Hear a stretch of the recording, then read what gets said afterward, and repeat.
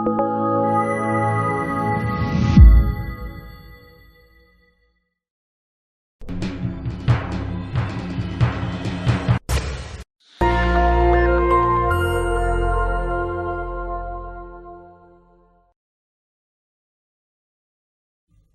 हम कुछ क्रिया विशेषण पदों का परिचय देखिए कि उसका किस प्रकार से पद परिचय देना है। आप सभी जानते हैं कि क्रिया विशेषण के भेद 4 प्रकार के होते हैं। रीतिवाचक यानी क्रिया किस प्रकार से की जा रही है, स्थानवाचक कहाँ पर की जा रही है, या तो वो जगह यहाँ वहाँ चारों ओर जो शब्द हैं वो स्थान को इंगित करते हैं, और परिमाणवाचक अधिक कम जहाँ पर परिमाण की बात की जाए वो परिमाणवाचक है, और कालवाचक जब काल के बारे में बताया जाए तब वो कालवाचक कहलाता है। तो इस प्रकार से हमें क्रिया विशेषण पदों का परिचय देना है, क्योंकि क्रिया विशेषण पद वो कहलाते हैं जो क्रिया की विशेषता बताते हैं, जैसे कि उनके शब्द से ही पता लगता है। अब यहाँ पर हम कुछ वाक्य ले रहे हैं। वह धीरे धीरे चल रही है। यहाँ पर क्रिया क्या हो रही है, चलने की क्रिया हो रही है, चल रही है। अब इस चल रही की विशेषता क्या बताई जा रही है, कैसे चल रही है, धीरे धीरे चल रही है। तो ये जो धीरे धीरे शब्द है यह क्रिया विशेषण हुआ। क्यों हुआ, क्योंकि ये चलने की क्रिया को बता रहा है। क्रिया कैसे हो रही है, धीरे धीरे हो रही है। अब क्रिया विशेषण के पद परिचय में हमें सिर्फ 2 बातें बतानी है। पहली बात कि यह क्रिया विशेषण का कैसा भेद है, और दूसरी बात ये किस क्रिया की विशेषता बता रहा है। सिर्फ 2 बातें हमने लिखनी है। तो अगर धीरे धीरे शब्द है तो हम बताएंगे कि यह कैसा क्रिया विशेषण है, रीतिवाचक क्रिया विशेषण है। और किसकी विशेषता बता रहा है, चलने की विशेषता बता रहा है। तो हम उसको बताएंगे कि ये चलने की विशेषता बता रहा है। क्यों विशेषता बता रहा है कि धीरे धीरे चल रही है।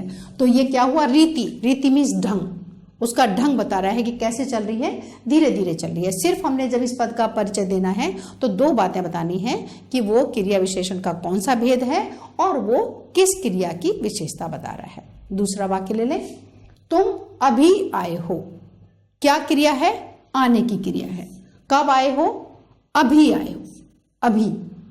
अभी समय की बात की जा रही है, काल की बात की जा रही है। अगर हमें अभी का परिचय करना है, पद परिचय देना है, तो क्या लिखेंगे हम, ये कौन सा क्रिया विशेषण हुआ, कालवाचक क्रिया विशेषण। तो सबसे पहले कालवाचक क्रिया विशेषण, और क्या है, किसकी विशेषता बता रहा है, आने की विशेषता बता रहा है। तो आने की, जो आना क्रिया है आने की विशेषता बता रहा है, और जब क्रिया की विशेषता बताएगा तभी वह क्रिया विशेषण कहलाएगा। तीसरा वाक्य लें। वह यहाँ पर रहता है। कहाँ रहता है, रहना क्रिया हुई। अब रहता है, कहाँ रहता है, यहाँ ये स्थान को बता रहा है। तो अगर यहाँ का हमने परिचय देना है तो क्या लिखेंगे, स्थानवाचक क्रिया विशेषण। और किसकी विशेषता बता रहा है, रहने की। कहाँ रहता है, यहाँ रहता है। तो यहाँ जो है वो स्थान की या यहाँ की, यहाँ क्या है, स्थान है, रहने की। यहाँ स्थान हुआ और विशेषता क्या हुई, क्रिया क्या हुई, रहना। तो रहने की विशेषता बता रहा है कि वो यहाँ पर रहता है। तो हमें सिर्फ 2 बातें बतानी है।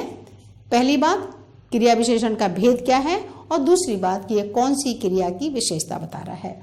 चौथा वाक्य ले लें। कम खाना चाहिए।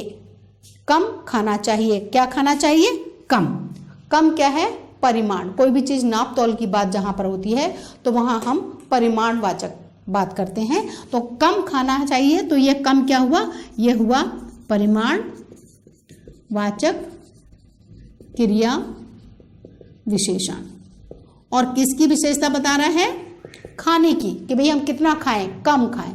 तो कम हो या ज्यादा हो, जो परिमाण की बात जहां पर की जाएगी तो वो कहलाएगा परिमाणवाचक क्रिया विशेषण।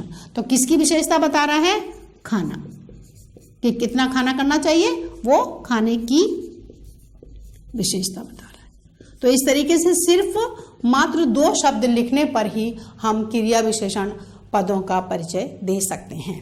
तो हमें इस बात का ध्यान रखना है कि सिर्फ मात्र 2 शब्दों में ही हम परिचय कर सकते हैं, लेकिन हमें इसके लिए आवश्यक है कि क्रिया विशेषण के सभी भेद हमें मालूम होने चाहिए, क्योंकि भेद गलत होगा तो आपका उसमें नंबर नहीं मिलेंगे। इसलिए हमें भेद अच्छी तरह से याद रखने चाहिए।